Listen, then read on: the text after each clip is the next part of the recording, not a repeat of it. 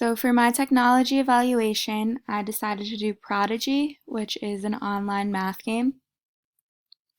Prodigy can be played on the internet or on the app, which can be downloaded on iPhones, iPads, and iPod Touches. That can just be purchased through the App Store. It's actually free to download.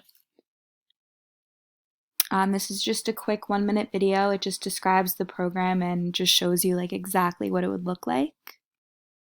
Discover the most effective and engaging math platform in the world.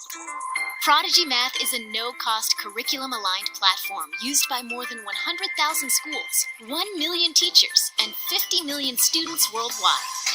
With over 1,300 math skills for 1st to 8th grade, Prodigy Math is an adaptive game-based learning program that will help your students succeed and become more confident in math. As a teacher, our program is built to partner with you inside and outside the classroom. In less than 5 clicks, your student will start working on standards and skills aligned to your lesson plans. And powered by amazing reports, you will be able to differentiate your instruction. Meeting the needs of all your students while keeping them engaged and learning math hasn't been this easy. What are you waiting for? Go to prodigygame.com, create your free account, and watch your students love learning. We love Prodigy! So I thought that video was good just because it shows you exactly what the game would look like, exactly what your planning would look like, exactly how it would show you the assessment, so all important things to know. So when you sign up for the program, you can do it independently where you would just go onto the app or the website. You would choose your grade level and then you would just say that you're playing from home. Or you can, if your teacher sets up like a classroom game for everyone to play or classroom instruction that everyone in the class can participate in, the teacher will be able to share a code, and then when you go on to sign up, you can just put in the code and it'll sign you up into the class with that code. So after you sign up, you're able to customize your character. You choose the hair, the outfit, the eye color, the skin color.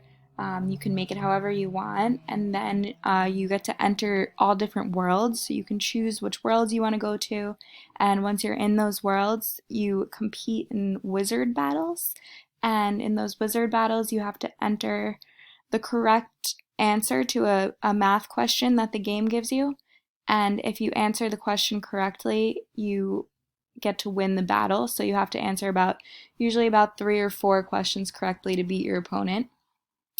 And then also, as you're winning those battles, you get to win hearts and coins and pets, and those all help you out to win future battles. So it doesn't say like exactly what the content is that's covered. On the website, it does just say that it covers every major math topic for 1st through 8th grade. And then it also says that it focuses on like depth of knowledge skills, so it has over 1,300 of those. So it's more than just fact fluency, it's actually thinking deeply about the problems. This is an example of one of the problems. You can see that it's not just asking a simple question and asking for the answer to a fact. It's actually a whole problem with a whole story, a whole word problem in there. I'll give you just a minute to look at that.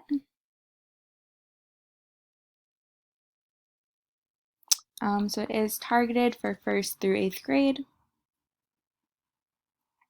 The program can be used in school and it can also be used at home. Students can play on their own. Students can also play in small groups. They can do this at home or they can do this at school. You just need to enter the same world as someone else in order to play against them.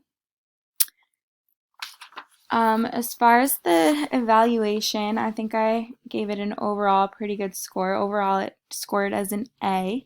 As far as educational, there is a strong focus on winning each battle you're playing to win. So, I mean, more than actually learning the math, you're trying to get ahead in the battle. You do have to answer math questions while doing that, but really the main focus is to win. And all the other areas, as far as educational, I did give it a 4. You do have to ask for the feedback, but it is really easy to ask for. You just have to click one button and it gives it to you. As far as appropriate, pre-readers or non-readers might have a little bit of a difficult time. You do have to read the questions on your own in order to answer them. Also, throughout the game, you get to interact with other characters and they talk to you, and you will have to read what they're saying if you want to do that. Um, but actually talking to the characters, you won't need to do well in the game. That's just kind of like an added on thing to make it more fun. But you still will need to know how to read some things. As far as bias goes under the appropriate section, I would say it's a little bit economically biased. To get the premium account is $4.99 a month, and all families might not be able to afford that. And if you do have that, you are able to win battles more easily, not because of anything related to math, but just because when you have the premium account, it's easier to get more coins and more hearts. And when you have those things, then it's easier to win the battles. So, as far as that, that could be a little biased and somewhat problematic. It definitely is child friendly. I've actually seen second grade children playing this game and they really loved it and were really excited to play it. Um, the rewards, they're somewhat appropriate. Like I said, it's not exactly fair if you have the premium membership. You got extra rewards because you pay for the membership and not because you do well in math. So that I think is somewhat inappropriate. It does reward you though as well when you get a math question correct. So that is appropriate use. And then as far as progress monitoring and individualizing features, I think the program does really good and is really strong in these areas. It's super easy for a teacher or an educator or a parent to go on and see exactly what the student is doing, and also they can alter what the student is practicing depending on what the student may need. So overall, got a 92, which is an A, and I would continue to consider this option. Um, as far as how the program exemplifies effective instruction, when you play the program alone, not signed up as a class, the program does automatically cater to the student's needs. So it looks at what the student's doing well in or not well in, and it bases what questions the student will have to answer off of that. When signed up as a class, the teacher is able to assign work that will be good for the specific students and that can focus on the topic or the skill that the students need. The program also offers hints to help students find the right answer and an explanation of how to get the right answer after the problem is answered. So this is the same example that I added in before. We can just look at that again quickly. And then we can see if you click on this little green light bulb icon right there, then it would bring you to this, which shows you how to do the problem and explains why it's done that way. So that could be helpful, definitely, in showing students how to do it.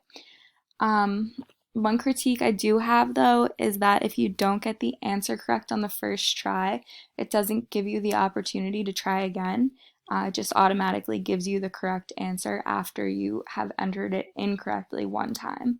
So I think that students could potentially benefit from trying to figure it out on their own a little bit before they're just given the answer.